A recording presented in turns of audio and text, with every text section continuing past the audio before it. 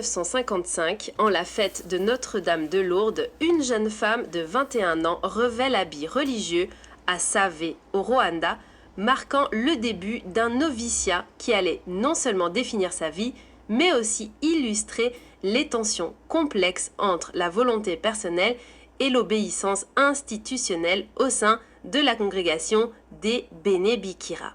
Ce moment de vêture n'était pas qu'une simple cérémonie, c'était l'aboutissement d'une attente fervente initialement prévue pour la Chandeleur le 2 février. Ce décalage de quelques jours causé par les engagements de Monseigneur Joseph Sibomana a révélé une première facette de son caractère, une capacité à transformer l'amertume de la déception en une acceptation spirituelle profonde, voyant dans le 11 février un signe de la Vierge Marie. Cette certitude semble presque radicale lorsqu'elle affirme à sa famille, notamment au docteur Mathias Gachakamba, qu'elle est enfin arrivée et que rien ne pourra lui retirer cet habit. Mais il y a une dimension technique très intéressante dans sa vocation, le choix de son nom de religion, Marie Jean-Baptiste. Elle raconte un épisode assez surprenant en 1951, alors qu'elle n'était qu'élève à l'école normale.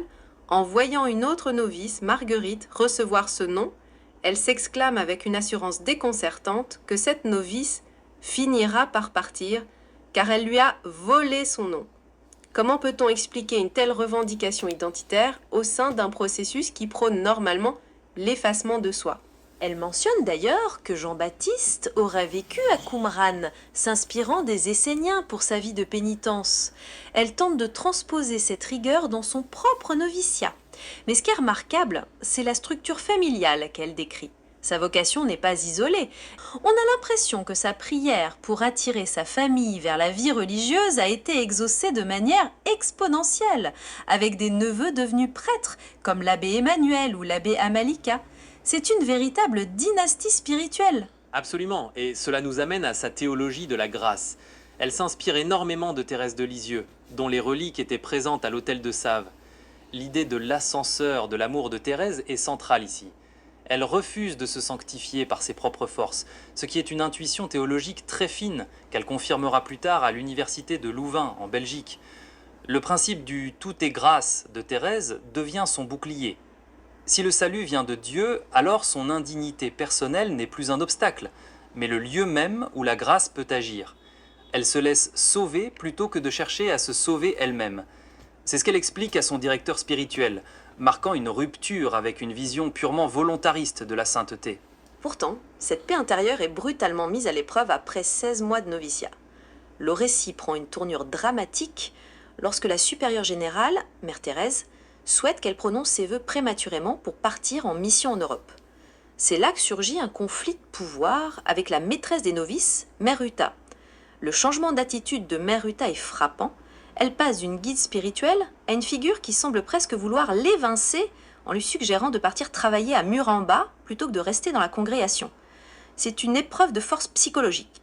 Cette période à Niemczeki ressemble à un exil, mais elle le vit comme une recherche de la volonté de Dieu. Il est intéressant de noter que pendant que sa compagne Maria Théophila est envoyée à Syanika, elle est mise à l'écart pour recherche.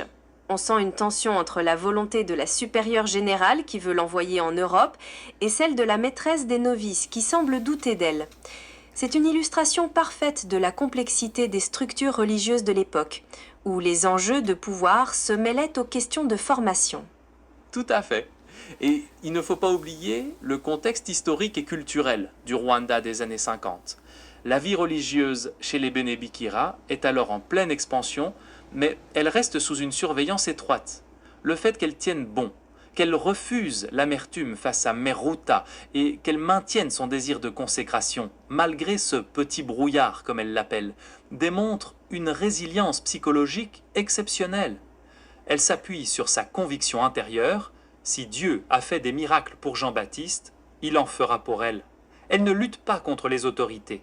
Elle les laisse décider, convaincue que le résultat final sera conforme à ce qu'elle a ressenti dès 1950. Ce qui est poignant, c'est aussi le rappel de la fragilité de cette lignée spirituelle. Elle mentionne sa tante Marie-Paula et sa sœur Pierre Claver, toutes deux tuées lors du génocide de 1994. Cela donne une profondeur tragique à son récit.